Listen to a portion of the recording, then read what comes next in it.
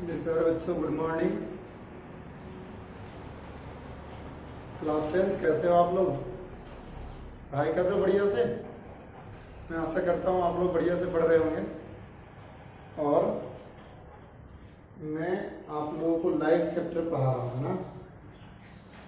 और light chapter में reflection of light complete हो गया था और रिफ्रैक्शन ऑफ लाइट मैंने शुरू कर दिया था। कितना समझ में आया कितना नहीं आया वो तो आपको पता होगा। हर वीडियो को दो तीन तीन बार पढ़ो, देखो। क्यों? क्योंकि वीडियो और ऑफलाइन मतलब फेस टू फेस और वीडियो में बहुत अंतर होता है। फेस टू फेस में आप क्वेश्चन पूछ सकते हो, ऑनलाइन में आप उसी चीज़ को बार बार सुनने की कोशिश करोगे तब आपको समझ में आएगा, है ना। तो आप समझने की कोशिश करो कि मैं क्या कह रहा हूँ और कैसे आपको मतलब कैसे आप आगे बढ़ोगे। क्योंकि भविष्य जो आपका है, आने वाला जो भविष्य है, वो बहुत बड़ा एक चेंजेस और यूँ कह सकते हो एक रिवॉल्यूशन के टाइम पे खड़ा है। जो वर्ड्स हमारे लिए पहले एक इम्पॉसिबल हुआ करता था, वो वर्ड्स आज हमारे लिए कॉमन हो चुका है। जैसे पहले हम किसी के घर जाते थे तो हमें देख करके खुश होता था, हमारी सेवा सत्कार करता था। पर अब समय ऐसा आ गया है कि लोग अगर हमें देखते हैं तो डिस्टेंस मेंटेन करते हैं, सोशल डिस्टेंसिंग जिसका नाम है। तो ये चीजें पहले क्या थी? अनकॉमन थी, आज की डेट में कॉमन हो गई ना। इसी तरीके से पढ़ाई में भी है। पढ़ाई में जो टीचर्स पहले अपने क्लासरूम में बच्चों को पीट करके मार करके पढ़ाते थे, उन्हीं टीचर्स को अब ऑनलाइन घर से वीडियो और कैसे भी बच्चों को पढ़ाना पड़ रहा है। तो ये चेंजेस क्या हो रहा है? जो बच्चे मारने से नहीं पढ़ते थे वो आज वीडियो देख करके पढ़ रहे हैं, तो कैसे पढ़ पाएंगे? ये एक स्ट्रगल का एज स्टार्ट हो चुका है। सब कुछ इंटरव्यू आजकल ऑनलाइन हो रहा है, वीडियो से हो रहा है, जूम से हो रहा है, हर चीज ऑनलाइन हो गया है। मतलब वर्क फ्रॉम होम, मतलब आप घर रह के पढ़ाई कीजिए, जॉब कर रहे तो घर रह के कीजिए। एक तरीके से जो ह्यूमैनिटी और जो इंडियन कल्चर था हमारा, वो भी एक चेंज होने के मोड़ पे खड़ा है। तो आप जब तक इस चीज को समझेंगे नहीं तब तक कैसे काम चलेगा। मैं आप लोगों को लाइट चैप्टर पढ़ा रहा था और लाइट चैप्टर में रिफ्रैक्शन स्टार्ट कर दिया था। रिफ्रैक्शन चैप्टर में मैंने आप लोगों को ये बताया था बेटा कि क्या होता है refraction, what do you mean by refraction and what is the cause of the refraction, in which I have already discussed each and everything that when a ray of light passes from one medium to the another medium, what happens? It happens that it bends or it deviates from its original path. It is called refraction. I have already told to you. After that, I have explained that what happens when and why it deviates the path. You can say that in the refraction of light, the ray of light, the actual ray of light deviated from its original path. Then why? Dear students, when it passes from the boundary of one medium to the another medium, what happens? The speed of light is changed. What happens? The speed of light is changed. That's why when the speed of light is changed, the path is deviated. You can say that why the speed of light is changed? Speed of light क्यों change हो जाता है? Dear students, I have already make you understand that if you are running in the clear path, if you are running in the means you are running alone in the field, and if you are running in the fear, in the gathering, then what will happen? Definitely your speed will be changed. The same thing happens with light. When the density of the particles is changed, when the density of the particles is changed in the medium, the speed of light also is changed. Is it clear to you? मतलब क्या है कि अगर medium की density change हो जाती है तो स्पीड ऑफ लाइट भी चेंज हो जाता है, और स्पीड ऑफ लाइट चेंज होने की वजह से जो लाइट है वो दूसरे पाथ मतलब अपना पाथ को से डेविएट होकर के दूसरे पाथ पे चेंज। अब दो कंडीशन था बेटा, एक था कि नॉर्मल के करीब जाना था और दूसरा नॉर्मल से दूर हटना था। तो नॉर्मल के करीब जा रहा था जब रेयर मीडियम से डेंसर। मीडियम क्या था? कल मैंने बताना चाहता medium, it is the optical substance, it is the optical transparent substance in which light can travel. कल मैं मीडियम को डिफाइन नहीं किया था। मीडियम का डेफिनेशन क्या है बेटा? It is the optical transparent substance. क्या कह सकते हो आप? It is the optical transparent substance in which light can travel is called medium. तो medium, rare medium, denser medium. Rare medium उसे कहेंगे बेटा जिसमें the gaps of the particles in the medium is more and more. तो ज्यादा जो gap particles की जो गैप है वो गैप ज्यादा है तो रेयर मीडियम है, और गैप कम है तो डेंसर मीडियम है। अब मैं वाटर और एयर का कंपैरिजन करूंगा तो इसमें आप नो डाउट कहेंगे वाटर की पार्टिकल्स की डेंसिटी ज्यादा है तो डेंसर है और एयर रेयर है। एयर और वैक्यूम की करेंगे तो वैक्यूम रेयर हो जाएगा क्योंकि वैक्यूम में कोई पार्टिकल नहीं है। वैसे अप्रोक्सीमेटली दोनों एक समान माने जाते हैं, लेकिन एयर डेंसर हो जाएगा वैक्यूम से।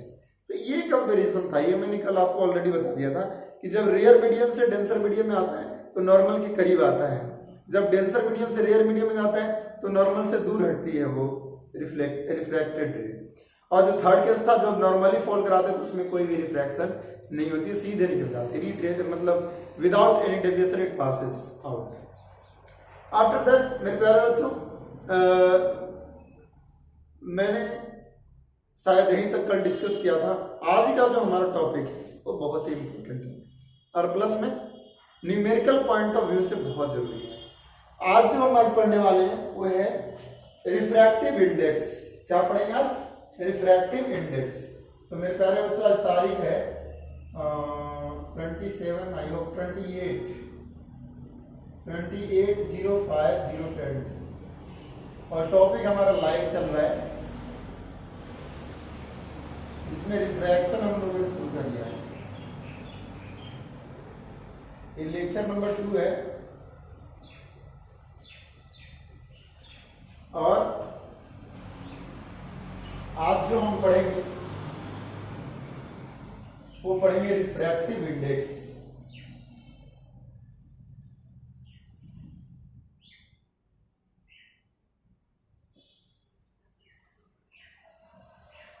ये दो तरीके का होता है, एक होता है रिलेटिव रिफ्रैक्टिव इंडेक्स, एक होता है एब्सोल्यूट रिफ्रैक्टिव इंडेक्स।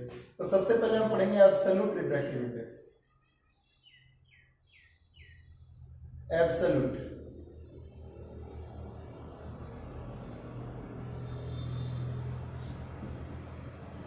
तो देखो बेटा रिफ्रैक्टिव इंडेक्स क्या होता है। पहली बात तो मैं आपको बताता हूं कि ये एक रेशियो है। अब रेशियो किसका है? Refractive index. तो प्रैक्टिकली कैसे समझोगे, मैं थोड़ा सा समझाना चाहता हूं। मैंने कहा कि बेटा जब रे ऑफ लाइट मीडियम को चेंज करती है, जब रे ऑफ लाइट मीडियम को चेंज करती है तो अपने ओरिजिनल पाथ से डेविएट हो जाती है, ओरिजिनल पाथ से डेविएट हो जाती है। अब नॉर्मल की तरफ आएगा तो कितना करीब आएगा और नॉर्मल से दूर जाएगा तो कितना दूर जाएगा। समझ रहे बात को? नॉर्मल के करीब आएगा तो कितना करीब आएगा, मतलब कितना किस एंगल से रिफ्लेक्ट, कितना ज्यादा एंगल से वो रिफ्लेक्ट होगा, कितना कम एंगल से रिफ्लेक्ट होगा। ये चीजें कौन डिसाइड करता है? ये चीजें डिसाइड करता है रिफ्रैक्टिव इंडेक्स, मतलब कैपेबिलिटी एक तरीके से। ये इंसिडेंट रे को कितना रिफ्लेक्ट कर सकता है, कितना वो रिफ्लेक्ट कर सकता है। Is it clear? तो वो कहलाता है रिफ्रैक्टिव इंडेक्स। ये क्या होता है? It is defined, refractive index जो है, एब्सोल्यूट रिफ्रैक्टिव इंडेक्स जो है वो ये कहलाता है, it is the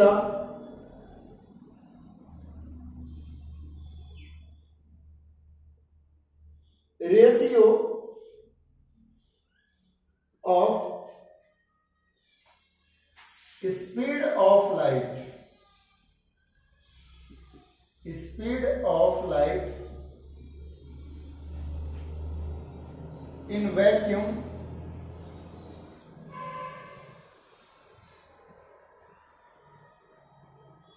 and speed of light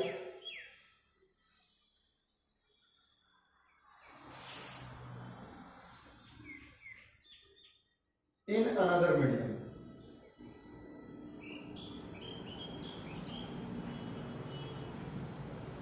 is called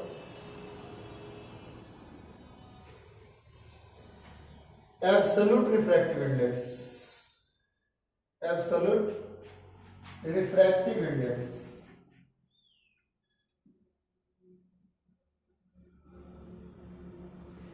मेरे प्यारे बच्चों absolute refractive index, it's SI unit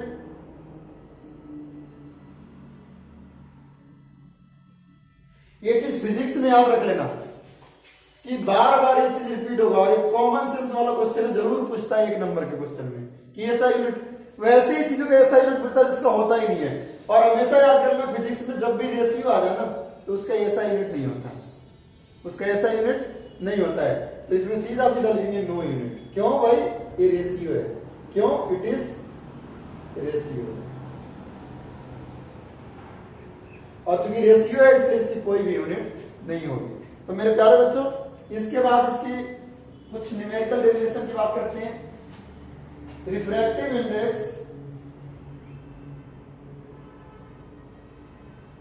absolute refractive index is denoted by n। Absolute refractive index को किससे डिनोट करते हैं बेटा? n से। किससे? n से।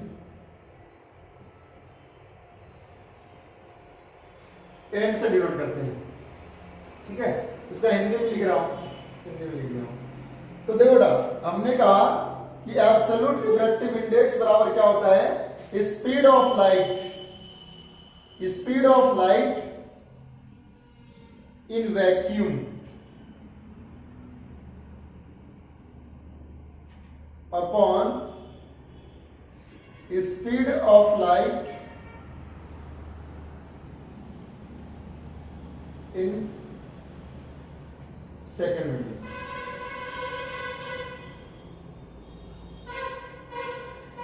मतलब पहले मीडियम, पहला कौन सा होगा? हमेशा वैक्यूम, यानी वैक्यूम के रिस्पेक्ट में कितनी स्पीड चेंज हुई, जो speed of light in vacuum जो है उसके रिस्पेक्ट में स्पीड ऑफ लाइट इन दूसरा मीडियम, सेकंड मीडियम, जो भी हो, वाटर हो, ग्लास हो, कुछ भी हो, है ना, उसमें स्पीड कितना चेंज हुआ, दोनों का रेशियो क्या कहलाता है? स्पीड ऑफ रिफ्रैक्टिव इंडेक्स कहलाता है। क्या कहलाता है? रिफ्रैक्टिव इंडेक्स कहलाता है। तो देखो बेटा, एन बराबर speed of light in vacuum का सिंबल होता है सी। क्या होता है? C. Speed of light in vacuum का सिंबल क्या होता है? सी। और दूसरे वेलोसिटी में v, ठीक है। तो c upon v, n equal to c upon v। यहां पर n क्या है बेटा? n है रिफ्रैक्टिव इंडेक्स। n क्या है? Refractive index. और c क्या है? Speed of light in vacuum. और v क्या है? Speed of light in any medium,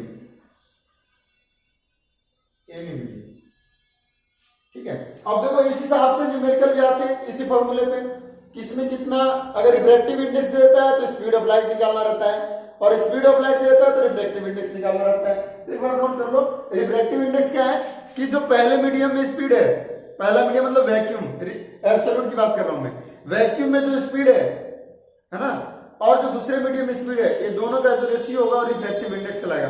absolute refractive index और रिफ्रैक्टिव इंडेक्स नॉर्मली एक ही समझा जाता है, लेकिन रिफ्रैक्टिव इंडेक्स दो प्रकार से हम डिफाइन कर लेते हैं, एक एब्सोल्यूट, एक रिलेटिव, ठीक है। एब्सोल्यूट में पहला मीडियम हमेशा वैक्यूम होगा। एब्सोल्यूट रिफ्रैक्टिव इंडेक्स में क्या होगा? पहला मीडियम हमेशा वैक्यूम होगा। तो इसको एक बार नोट करके स्क्रीनशॉट ले लो, कॉपी में भी नोट कर लो और स्क्रीनशॉट भी ले लो, ठीक है।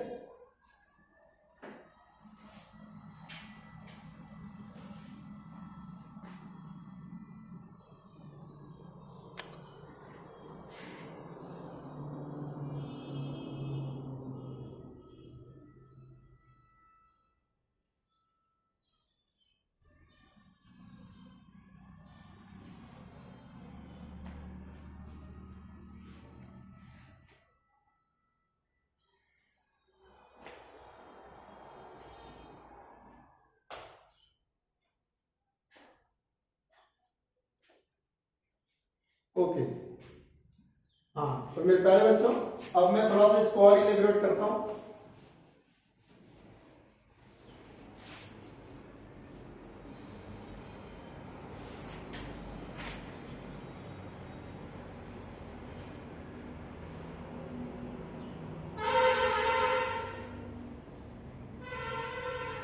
फॉर एग्जाम्पल,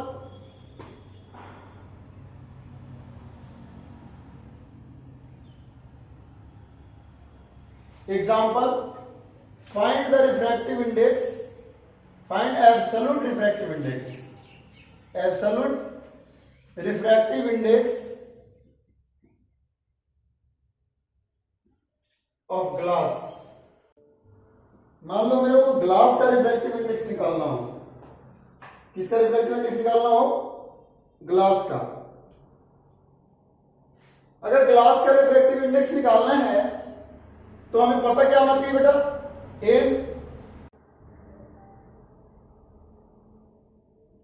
हमें पता क्या होना चाहिए? एन, और एन इक्वल टू होता है स्पीड ऑफ लाइट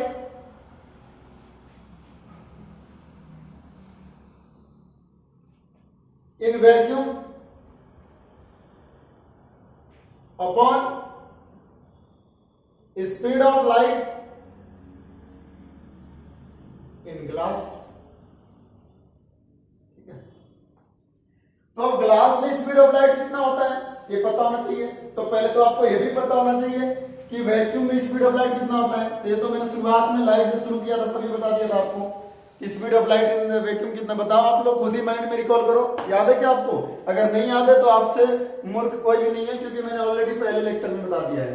मेरे प्यारे बच्चों, आप पढ़ाई नहीं करोगे तो कुछ भी नहीं होगा। Speed of light in vacuum कितना होता है? 3 × 10⁸ होता है बेटा। और speed of light in the glass, glass में स्पीड ऑफ लाइट कितना होता है? तो 2 × 10⁸ होता है। कितना होता है? 2 × 10⁸ होता है। तो इसको काट दो, कितना हो जाएगा? 1.5। यानी ग्लास की रिफ्रैक्टिव इंडेक्स कितनी होती है? 1.5। इसी तरीके से रिफ्रैक्टिव इंडेक्स ऑफ वाटर अगर निकालना हो तो रिफ्रैक्टिव इंडेक्स ऑफ वाटर, तो वाटर अगर निकालना हो तो क्या होगा? तो देखो बेटा, वाटर का क्या होगा? 3 speed of light in water कितना होता है ये निकालना हो। मान लो रिफ्रैक्टिव इंडेक्स इन वाटर, तो आपको पता क्या होना चाहिए? Speed of light in water, speed of light in water कितना होता है बेटा? तो ये होता है 2.25 × 10⁸ मीटर पर सेकेंड। ठीक है, 2.25 × 10⁸ मीटर पर। अब इसका रिफ्रैक्टिव इंडेक्स निकालना हो, कैसे निकाला बताओ? तो 3 × 10⁸ अपॉन 2.25 × 10⁸। अब बताओ, कैलकुलेट करो, काट दो। 10⁸ से 10⁸ कर दिया, इसको हटा के ऊपर 100 कर दो, यानी 300 अपॉन में 225। काटना आता है आपको? नहीं आता तो हम कुछ नहीं कर सकते, आपको सीखना पड़ेगा बेटा। देखो 5 6 30 और 0 और 5 4 20, 450। और ये कितना हो बेटा? 4 15 60, सॉरी हाँ, और 45, यानी कितना आंसर आ गया? 4/3। तो ये हो गया रिफ्रैक्टिव इंडेक्स। किसका? ग्लास का रिफ्रैक्टिव इंडेक्स हो गया बेटा। क्या हो गया? ग्लास का। अब देखो, ये तो रिफ्रैक्टिव इंडेक्स निकालना हो गया। ये क्या हो गया? रिफ्रैक्टिव इंडेक्स निकालना हो गया। अब इसी फॉर्मूले को एक तरीके से और लिख सकता हूं मैं, n = कितना होता है? c/v होता है ना। तो अगर v निकालना हो किसी मीडियम में, वेलोसिटी निकालना हो, तो क्या हो जाएगा? तो क्या हो जाएगा? v = c/n। तो ये v क्या है? v जो है वेलोसिटी इन द मीडियम निकालना हो तो velocity in the second medium. अगर दूसरे मीडियम में वेलोसिटी निकालना हो तो नॉर्मली फॉर्मूला निकालेंगे c/n, मैंने वैक्यूम में speed of light upon refractive index. Clear? आशा करता हूं आपको खूब बढ़िया समझ में आ गया होगा। तो ये अलग अलग केस में रिफ्रैक्टिव इंडेक्स निकालने का तरीका है। तो कुछ रिफ्रैक्टिव इंडेक्स देखो बेटा, सबसे ज्यादा रिफ्रैक्टिव इंडेक्स दुनिया में सबसे हार्डेस्ट कौन है? डायमंड। तो सबसे ज्यादा रिफ्रैक्टिव इंडेक्स किसका होगा? डायमंड का होगा। इसे नोट करो पहले।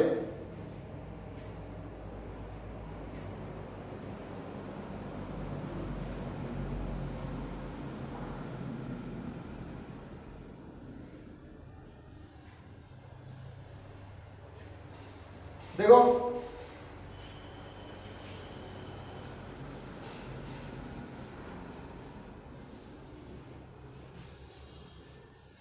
कुछ फेमस चीजें जो है उसकी रिफ्रैक्टिव इंडेक्स थोड़ा बहुत ध्यान रख लो तो आपको फायदा ही रहेगा।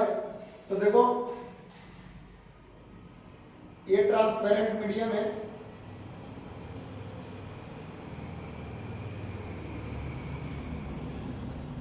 और उसका एब्सोल्यूट रिफ्रैक्टिव इंडेक्स है। सबसे पहले अगर हम एयर की बात करेंगे, एयर में कितना होता है? एयर में 1.003 होता है।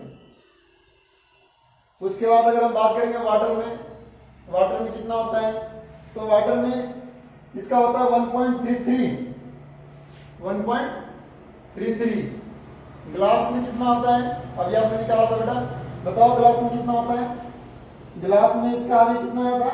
1.5। कितना होता है? 1.5। और सबसे ज्यादा होता है डायमंड में। सबसे ज्यादा किसमें होता है? डायमंड में होता है 2.5। कितना होता है? 2.5। तो ये कुछ फेमस रिफ्रैक्टिव इंडेक्स है, इनको ध्यान रख लेना थोड़ा सा, है ना। यूनिट कुछ भी नहीं होता है एब्सोल्यूट रिफ्रैक्टिव इंडेक्स का। उसके बाद अगला टॉपिक है रिलेटिव रिफ्रैक्टिव इंडेक्स, तो इसको नोट कर लो पहले।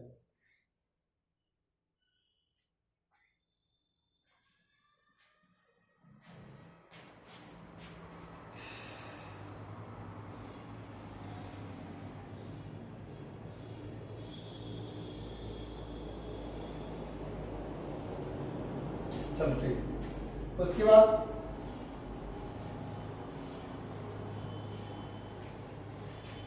रिलेटिव रिफ्रैक्टिव इंडेक्स,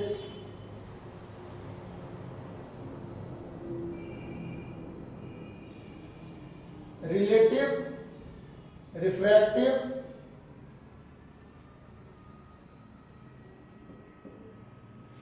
इंडेक्स, ये क्या होता है?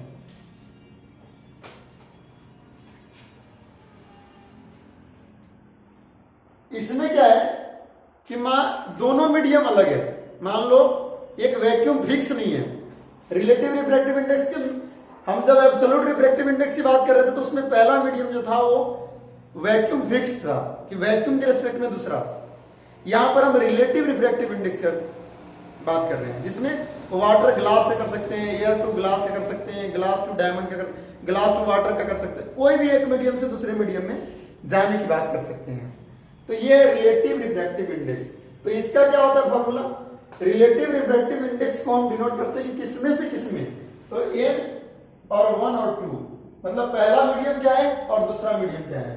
तो speed of light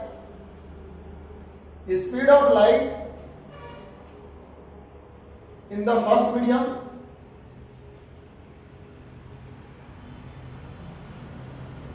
upon speed of light in second medium. मतलब दो नीचे है तो दो नीचे है, दो ऊपर है तो दो ऊपर है। जैसे सपोज एग्जांपल के लिए इसमें हम बात करेंगे कि air to glass, air to water मान लो, चलो ठीक है। तो इसका मतलब एयर की जो स्पीड होगी बेटा वो ऊपर आएगी और जो वाटर की स्पीड होगी वो नीचे आएगी। तो वो किसका? इसका नीचे वाला का रिलेटिव रिफ्रैक्टिव इंडेक्स होगा। किसका होगा? स्पीड ऑफ ये दूसरा वाला जो सेकंड मीडियम है, यानी वाटर की रिलेटिव रिफ्रैक्टिव इंडेक्स कितनी होगी? तो इन दोनों का जो रेशियो होगा वो होगा, इन दोनों का जो रेशियो होगा वो होगा। कहने का मतलब क्या है? रिलेटिव रिफ्रैक्टिव इंडेक्स में वैक्यूम के अलावा कोई भी दो मीडियम हो सकते हैं, या फिर एक वैक्यूम भी हो सकता है, उसमें एक स्पेशल केस, उसमें कुछ नहीं, फिर वो एब्सोल्यूट हो जाएगा। रिलेटिव रिफ्रैक्टिव इंडेक्स किसे कहते हैं? कि पहला मीडियम में जो स्पीड ऑफ लाइट है वो और अपन में दूसरा। पहला मीडियम कुछ भी हो सकता है, इवन एयर हो सकता है, ग्लास हो सकता है, वाटर हो सकता है, वैक्यूम में कुछ भी हो सकता है। दूसरा मीडियम कुछ भी हो सकता है, इसमें कोई बाउंडेशन नहीं है। जबकि एब्सोल्यूट रिफ्रैक्टिव इंडेक्स में बाउंडेशन है कि वैक्यूम पहला मीडियम होगा। क्या होगा बेटा? पहला मीडियम वैक्यूम होगा, वो एब्सोल्यूट रिफ्रैक्टिव इंडेक्स है। इसमें मीडियम की कोई बाउंडेशन नहीं है। तो ये कौन सा रिफ्रैक्टिव इंडेक्स है? ये है रिलेटिव रिफ्रैक्टिव इंडेक्स। ये क्या है? Relative refractive index. तो आप इसको कह सकते हो कि V1 अपॉन V2। अगर इसी को 2 और अपॉन 1 कर दें तो V2 अपॉन V1, मतलब जो दूसरी मीडियम स्पीड है वो, मतलब दूसरे से पहले में जा रहा है तो पहले ऊपर कौन आ जाएगा? V2 upon V1, V2 upon V1। तो ये इस तरीके से आपको रिफ्रैक्टिव इंडेक्स का जो कॉन्सेप्ट है वो कंप्लीट हो गया बेटा। और इससे रिलेटेड कोई भी क्वेश्चन आए तो आप इजीली कर सकते हो। आपको समझ में आ गया होगा, मैंने पढ़ाया रिफ्रैक्टिव इंडेक्स और रिलेटिव रिफ्रैक्टिव इंडेक्स और एब्सोल्यूट रिफ्रैक्टिव इंडेक्स। इसका ये डिपेंड किस पे करता है? रिफ्रैक्टिव इंडेक्स डिपेंड किस पे करता है? रिफ्रैक्टिव इंडेक्स डिपेंड करता है nature of the material colour, wavelength of the colour of the material. ठीक है, तो एक लास्ट नोट डाल के लिख लो इसको, नोट डाल के लिख लो, refractive index depends on nature of the material.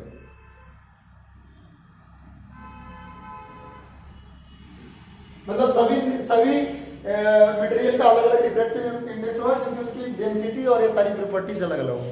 तो इस तरीके से आपका एक टॉपिक रिफ्रैक्टिव इंडेक्स कंप्लीट हो गया। आप नोट कर लो बेटा, आप बार बार देखो, समझने की कोशिश करो।